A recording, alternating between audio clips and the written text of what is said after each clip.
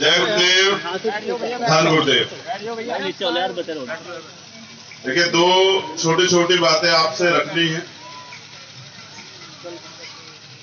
School में जन्म लिया है, स्कूल की लड़ाई लड़ना और स्कूल की तरक्की के रास्ते खोलना, स्कूल के लिए अपनी जिंदगी समर्पित कर देना, ये मैंने अपने गुरुओं महापुरुषों से सीखा। संत शिरोमणि सद्गुरु रविदास जी महाराज, जो इस समाज के कुलगुरु हैं, अपने जीवन पर्यंत तमाम तरह के आडंबर पाखंडवाद से विद्रोह करते रहे और उस समय जब जहां इतना छुआछूत था, तब भी सद्गुरु रविदास जी महाराज ने अपने ज्ञान के जरिए, अपनी प्रकाश के जरिए, अपनी श्रद्धा के जरिए, भक्ति के जरिए, ताकत के जरिए उस समय भी अपना लोहा जो है मनवाने का काम किया। मैंने जब इतिहास को हम लोग पढ़ेंगे तो हमें पता लगेगा कि जिस समय इतना छुआछूत था, उस समय 600 साल पहले पूरे ब्राह्मण समाज के लोगों ने सद्गुरु रविदास महाराज को बनारस में पालकी में बिठा के पूरे बनारस का चक्कर लगवाया और ये स्वीकार किया कि आपसे बड़ा संत जो है दुनिया में कोई हो नहीं सकता, और संत शिरोमणि की उपाधि उनको दी। ऐसे कुल गुरु जी के चरणों में नमन करते हुए और उनके मिशन को आगे बढ़ाने का काम मैंने अपनी जीती जिंदगी में समय के सद्गुरु स्वामी समनदास जी महाराज को आगे बढ़ाते हुए, समाज को परिवर्तित करते हुए, समाज को रास्ता दिखाते हुए देखे। अगर ये सभ्य अधिकार हमें मिले, इसमें भी बाबा साहब अम्बेडकर का बहुत बड़ा रोल। अगर बाबा साहब अम्बेडकर भारत के संविधान में हमें बराबरी के अधिकार न दिलाते तो शायद हम अपना सत्संग भी नहीं कर पाते, क्योंकि शूद्र और छूत वर्ण के लोगों को तो अपनी जबान से मंत्र का उच्चारण करना, सुनना, इन सब के खिलाफ जो है ना कानून थे। संपत्ति रखना, अच्छे कपड़े पहनना, सबके खिलाफ कानून थे। तो मैं आज वो हमारे बीच में नहीं है। मैं पहले भी उनके सत्संग में, उनकी मौजूदगी के बीच में यहाँ आया हूं गंगों में, लेकिन आज वो, क्योंकि वो अब उनका देह पूरा हो चुका, वो अब हमारे बीच में नहीं है। उनके भी चरणों में नमन करता हूं। और अभी वर्तमान में मैंने बहुत संत देखे, लेकिन संत जो होते हैं ना, समाज का चेहरा होते हैं, आईना होते हैं, समाज का दर्पण होते हैं। संत वो होते हैं जो अपना पूरा जीवन समाज के नाम कुर्बान करते हैं और बैरागी का जीवन स्वीकार करके सब कुछ अपने गुरुओं महापुरुषों की विचारधारा को आगे बढ़ाने के लिए लगाते हैं। और मैं पूरी दुनिया में घूमता हूं, लेकिन मैंने ऐसे संत देखे, यहां मौजूद हैं बाल ब्रह्मचारी, महात्मा ज्ञानदास जी, विजयदास जी और तमाम संत जो यहां मौजूद है। मैंने ऐसे संत भी देखे जिन्होंने अपना जीवन सद्गुरु रविदास जी महाराज के मिशन को, बाबा साहब अम्बेडकर जी के मिशन को, मान्यवर काशीराम साहब के मिशन को, और समय के सद्गुरु जो हमारे बीच नहीं रहे, वो प्रकाश, वो ज्योति स्वामी समनदास जी के मिशन को आगे बढ़ाने के लिए लगातार निरंतर काम कर रहे हैं, समाज को तैयार कर रहे हैं, कुरीतियों से, पाखंडवाद से, नशा, तमाम तरह की बुराइयों से दूर करके एकजुटता करने का काम कर रहा है। ऐसे महात्माओं के चरणों में भी मैं कोटि कोटि नमन करता हूं कि आप ऐसे गुरुओं का आशीर्वाद समाज पे बना रहे तो ये समाज जो है ना फलता फूलता रहेगा। और रही बात माला की, तो मैं आपसे हाथ जोड़ के माफी चाहता हूं, क्योंकि मैं वचनबद्ध, जीवन में मेरे वचन ही मेरी सबसे बड़ी ताकत। मैंने ये वचन लिया था कि जब तक मैं इस समाज की, जो पूरा बहुजन समाज है, क्योंकि काशीराम साहब मुझे पूरे बहुजन समाज की बात करके गए, जब तक मैं इनकी जिंदगी नहीं बदल दूंगा, इनका राज नहीं स्थापित कर दूंगा, तब तक मैं माला नहीं पहनूंगा। माला ना पहनने का कारण यही है क्योंकि जिनके समाज पर रोज उत्पीड़न होता हो और जिनको जानवर जैसे जीवन जीने के लिए मजबूर किया हो, जिनके बहन बेटों का रोज चीरहरण होता हो, जिनके सारे अधिकार छीनने जा रहे हैं, जिनको आज भी आदमी गुलाम की तरह ट्रीट करता हो, गुलाम समझता हो, उस समाज का एक बेटा अगर अपने गले में बड़ी बड़ी माला गिरवा के घूमता फिरे तो ये समाज का अपमान। और मैंने अपना पूरा जीवन जो है ना, आप तमाम लोग, पुराने लोग जानते हैं, जब से मैं इस आंदोलन में आया हूं, एक दिन भी मैंने समाज से अलग, इस आंदोलन से अलग नहीं जिया, और मैं जीना भी नहीं चाहता। मैं तो मर जाता जब 16-16 महीने की जेल काटी, प्रयास हुए तमाम तरह के, लेकिन सद्गुरु रविदास जी महाराज की असीम अनुकंपा मेरे सर पे है, उनका हाथ मेरे सर पे है। दुनिया की कोई मुसीबत आज तक मेरा रास्ता रोक नहीं पाई। एक गरीब का बच्चा आगे बढ़ रहा है। मैं समझता हूं अगर आप विश्वास रखते हैं अपने संतों, गुरुओं, महापुरुषों में, उनकी विचारधारा में, तो कोई मुसीबत आपका कुछ नहीं बिगाड़ सकती। शर्त यह है कि आप ईमानदार हो, आपकी नीयत नेक हो, आपकी नीति समाज के लिए, देश के लिए, प्रदेश के लिए अच्छी हो, तो आप आगे बढ़ते रहोगे। और अंतिम बात में मेरा ये संदेश है आप सब लोगों को,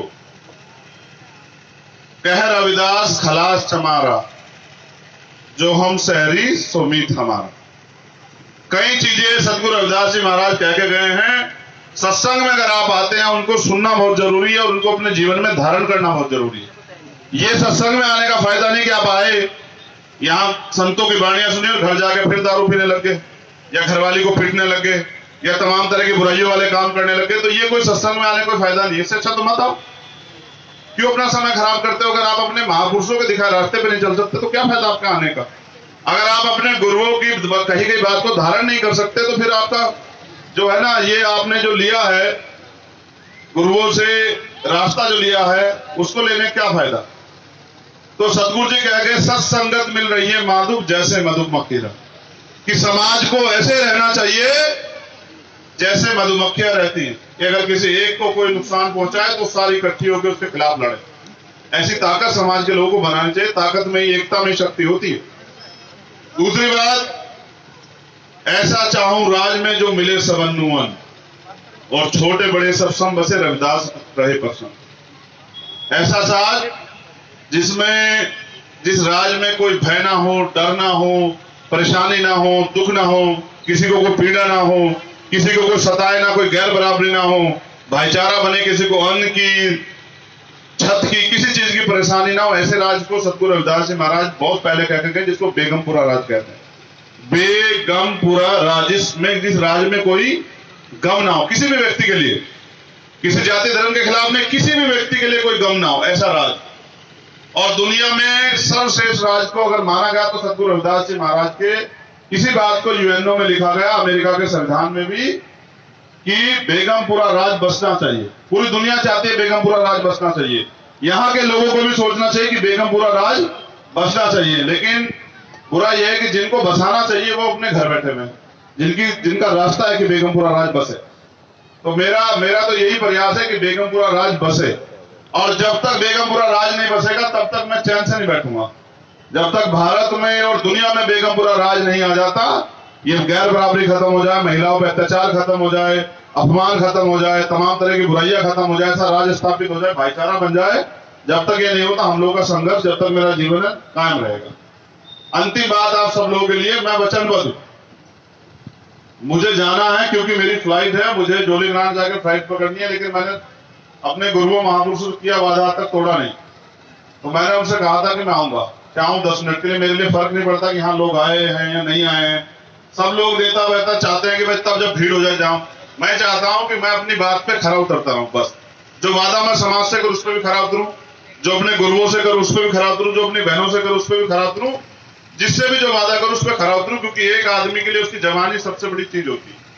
जो आदमी अपनी जबान से झुठला जाता है वो झूठा होता है, और झूठा आदमी कभी भी धोखा दे सकता है। तो मैं आपका धन्यवाद करता हूं। मुझे जाना है, मैं आपसे माफी चाहता हूं, गुरुओं से माफी चाहता हूं, मेरी वजह से उनको शुरू होने से पहले प्रोग्राम में आना पड़ा। महाराज जी मैं माफी चाहता हूं। आप सबका आशीर्वाद समाज पे बना रहे। मैं फिर आपके सभी सत्संगों में समय समय शामिल होता रहूंगा, मगर मेरे पे जिम्मेदारियां बहुत, तो आपका आशीर्वाद हम सब लोगों में बना रहे। और मैं नौजवानों से अपील करूंगा, ये जो नौजवान यहाँ बैठे, हालात बहुत गंभीर हो गए हैं भाई। मैं महाराज जी से जरूर कहूंगा कि वो अपनी वाणियों में एक बार जरूर प्रकाश डालें कि समाज के हालात आज क्या हो गए। कुछ बचने वाला नहीं है। 2-3 साल बाद अगर नहीं लड़े, जो नहीं लड़ेगा वो उसका वजूद खत्म हो जाए। जो नहीं लड़ेगा, व्यक्ति हो, समाज हो, परिवार हो या कोई, जो नहीं लड़ेगा। अब हालात ये हो गए कि दोबारा से लोग हमें गुलाम बना देना चाहते हैं और हम गुलामी नहीं चाहते। क्योंकि सतगुरु रविदास जी महाराज कह के, मैं थोड़ा ही कह रहा हूं, क्या कहा है कि पराधीनता पाप है, जान ले और उम्मीद। पराधीनता पाप है, गुलामी। अगर आप गुलामी स्वीकार करते हैं तो ये अपराध है। गुलामी किसी की हो, गुलाम कभी मालिक नहीं बन सकता। लड़ाई तो मालिक बनने की है। हमें तो हमारे गुरु, हमारे महापुरुष, हमारे आदर्श मान्यवर साहब श्री काशीराम ने कह गए कि तुम्हें अपने पैरों पर खड़े होकर इस देश में शासक बनना है। और बाबा साहब अम्बेडकर भी ये कह गए, उनका सपना अधूरा है, उन्होंने हमारे लिए अपनी जिंदगी कुर्बान कर दी।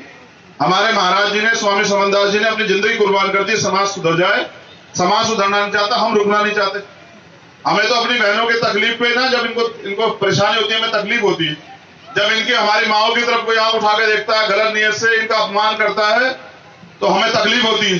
जब हमें देखते हैं कि आज भी समाज गरीबी में, परेशानियों में किस किस तरह से जो सुविधाएं अमीरों को मिलती है उससे दूर होकर आज भी पड़ा हुआ है, तो हमें तक परेशानी होती है। मैं इस समाज में पैदा हुआ और मेरे ऊपर जिम्मेदारी पूरे बहुजन समाज की, लेकिन मैं विश्वास से कह रहा हूं ये सत्संग है कि जैसा आज हूं ऐसा ही रहूंगा जब तक वो नोट नहीं बना जो आपके बच्चे खरीद ले। गर्दन जो है ना वो कट जाएगी लेकिन झुकेगी नहीं। आपका स्वाभिमान सम्मान कभी कम नहीं होने दूंगा, आप याद रखना मेरी बात को। और मेरे आपसे भी निवेदन है कि अपने महापुरुषों गुरुओं के दिखाए रास्ते पे चलो।